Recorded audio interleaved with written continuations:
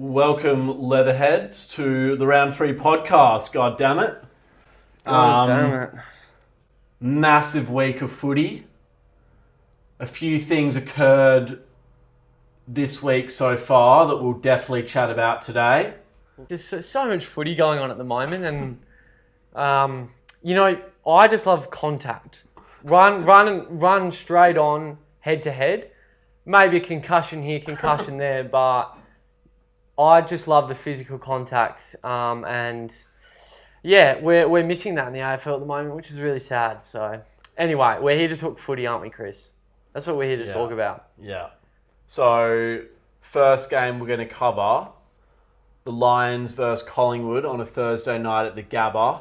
Both teams winless. Who would have thought? The grand finalists from last year, neither team has won a game yet. So Lockie Neal, he'll be back after recovering from a small hamstring injury.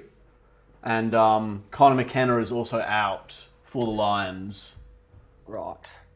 John Noble, he's looking like he might return to the 23-man squad. Hasn't played since opening round, but they need to change something up, Collingwood. It's just not happening for him. Not hard enough in the midfield. So everyone loves John Noble. They do. I love him. Yeah.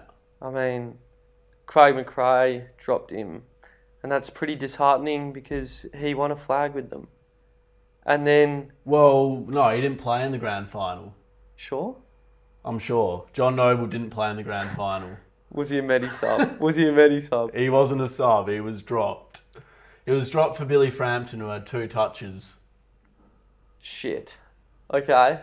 Well, get him back anyway. I reckon. I think they'll still make finals, and if they make finals, they're going to be a massive threat. You think they will still make? I reckon they're finishing 7th, maybe 8th. So they're making finals. Just. Yeah. Well, they need to beat the Lions first. If they lose this one, I mean that's 0-4. If the Lions lose, they're 0-3. So it's a must-win game. Do you know what is worse than 0-3? What? 0-4. True. So Collingwood would be 0-4. You would hate to be 0-4. I'd probably you'd quit. You'd quit. Craig McRae gets the sack. He's out of there. I'd probably message Darcy Moore and just say, embarrassing. Because it is. So who do you think wins? Lions. 100%. Yeah, Lions at the Gabatoir. I reckon they can do it, even without Coleman. Best player in the comp, Coleman. He's not that good. Piercing kicks out of halfback. Oh, he's Do you know amazing. who's better than Coleman? Fucking... Jack Ginnivan? No. Lanky. Oh my god, I've forgotten again. My favourite player. Hipwood. Hipster. Pixter the hipster. I fucking love Hipster. Friday night, Freo versus Adelaide in Perth. So Nat Fyfe was subbed out last week at 3/4 time. It was on 19 disposals, so commiserations if you had Nat Fyfe for 20 disposals last week. He didn't quite get over the line, but he should be fit for the match on Friday. So you can put him on again if you want to. I don't think he's going to be getting many touches this year. Really? Well, I think he's given the ball to Brayshaw and Sarong. Yeah. They've taken over the mantelpiece. Five's like the in and under, I'll get the ball. And then he will give the ball to Sarong and Brayshaw to actually do the work because they've got better skills, I think. Yeah. So I think Fifey's like going to have huge impacts throughout the year. Yeah. But his hair's going to get in the way of his eyes and he won't be able to kick the ball. And he won't get much of the footy. Well, I was having a look at the tips for this week, and there just comes a time in every season if you want to do well, if you want to finish towards the pointy end of the ladder, then you need to do some risky tips. Freo are 2 and zip. Crows are zip and 2. The Crows need a win. I expected big things from the Crows this season. They've played okay, but they've lost both their games. They need to win this game. So I'm thinking tip Crows. They need to win. Freo at home, you know, you couldn't put your house on it because it's Freo. And I think they played North last week. They were good in the second half.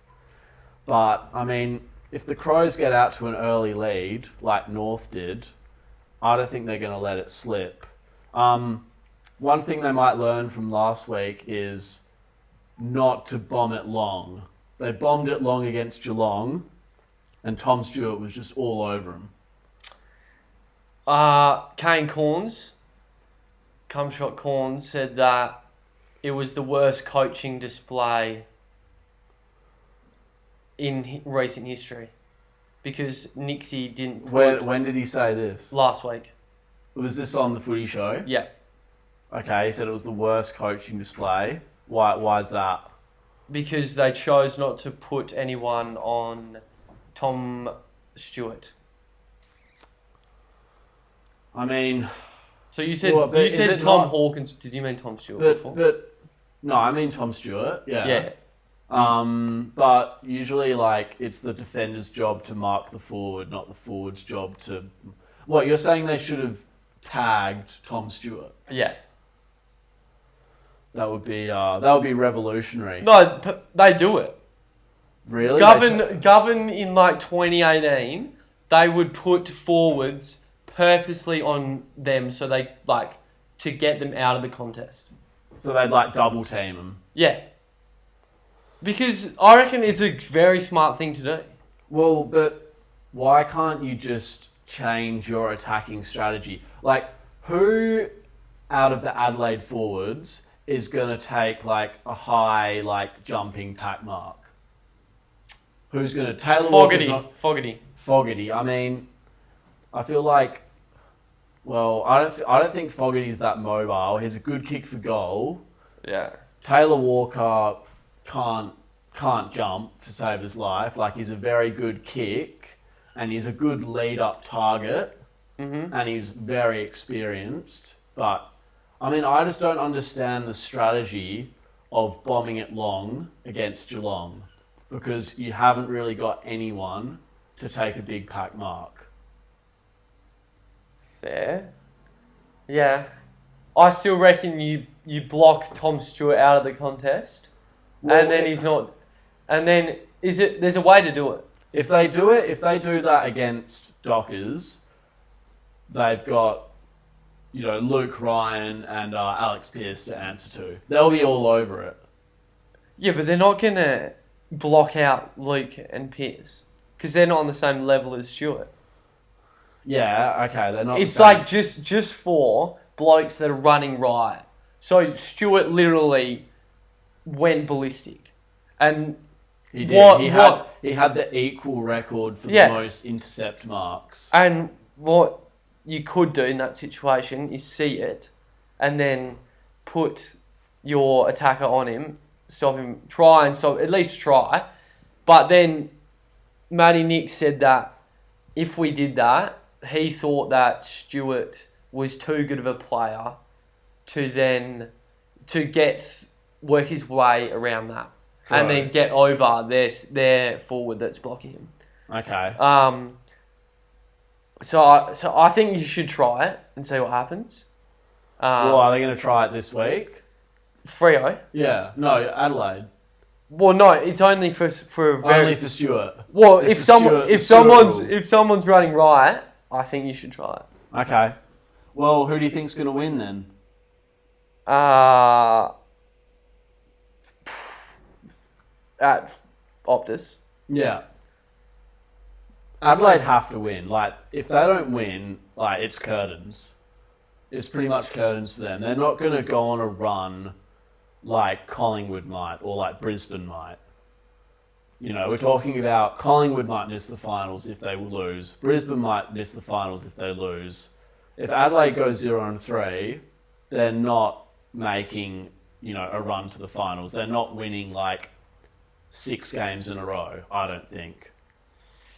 I agree. So they need to win this game. It's a must win. I don't think they will though. Speaking of must wins, Essendon versus Saints at Marvel. Saints. Saints? Definitely. Both teams are 1-1 Yeah. for the season. So Mason Redman will return from suspension, and Peter Wright's out for 4 weeks.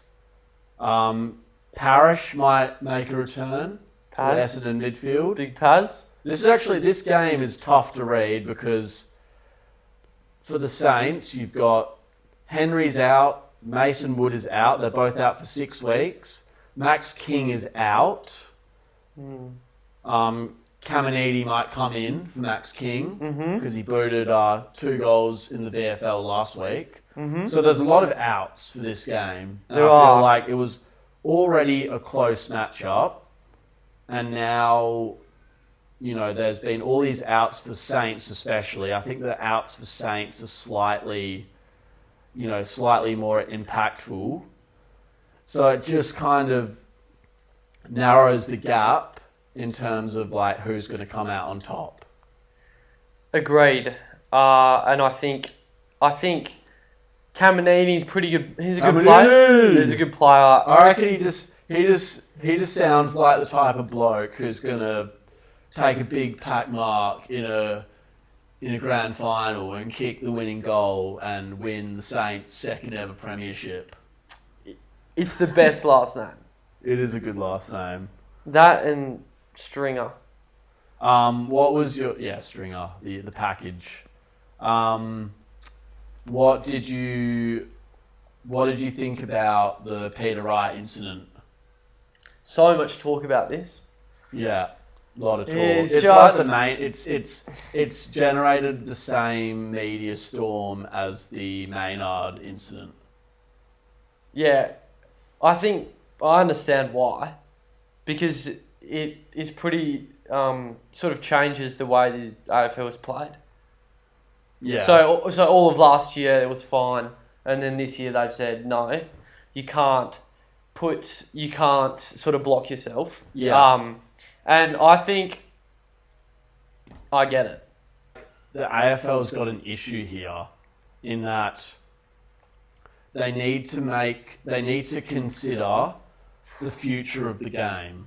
They need to consider its appeal to parents and juniors, right? Because if parents see that, then they're going to be less inclined to encourage their child to play the game of Australian football. And it's a bit of a double-edged sword because if you take that out of the game, say, okay, it wasn't malicious, it was a complete accident, but you knocked him out, you're going to serve 4 weeks. So if you take that physical nature out of the game, yes, it's going to reduce the spectacle, all right? But on the flip side, if you choose not to try to rub that out of the game, and you get all these parents over the next generation being like, I don't want my kid playing AFL, then there's going to be a lot smaller pool of juniors coming through to play the game. And then the spectacle is reduced anyway. I'll just say this as well. I was the only bloke to tip St Kilda against Collingwood. So you better... No, I swear, you bet, no, no, that was Chris, someone Chris, else. It was definitely someone else. Chris. I was the only bloke to tip St Kilda. I said last week, trust me, Saints are going to win. And they did. So Yeah. So what can I say? Well, how many did what you can I tip? say? I'm an expert. How many did you I'm an tip expert. last week out of 8? 6? 7 or 6. I think it was 6. So what was the one you got wrong? I mean, No, I don't usually. You don't usually get them wrong. It's rare. It's rare. I mean, he is in 5th place. I think I'm 10th. I'm probably only one behind you. So I'm 5th, Yeah. and you're 10th. Yeah, One, two, 1 point. 3, 4. I'm 1 point. Last behind time you. I went to school, that's 5 different places. Yeah. 10 take 5 equals 5. Yeah. I don't know what I'm saying is I'm 1 point behind you because there's actually about half a dozen of us on the same amount of points. Right. Yeah. It's a close. It's a close. Well, it's only round 3. It's a close comp. It's a close comp. Do you think you're gonna overtake me? 100%. I mean, you lost last year. I won, so it's only a matter of time. It's just maths. It's just probability. I reckon I'm gonna demolish you. Well, I disagree, but you know, I'm open to all possible happenings. But I just think that Look, at the end of the day, if you're sitting there and going, "Gee, I don't know what I'm doing about footy tipping," I'm just follow Picky. He knows what to do. The man who had to buy all the steaks and roast lamb, chickens, sausages for the grand final last year. But I lost interest. I lost interest in the tipping. Well, why? Who's to say that won't happen this year, mate? Because there's more on the line. I learned from my mistakes. And yeah, I'm pretty confident this year, and I think you should, really get behind me because there's big things on its way. All right. Well, I've got a big thing for you. My multi. This is delicious. This is like a medium rare Wagyu steak bought from the boat shed. How did the multi go last week? I mean, it lost, but you know, you gotta spend money to make money.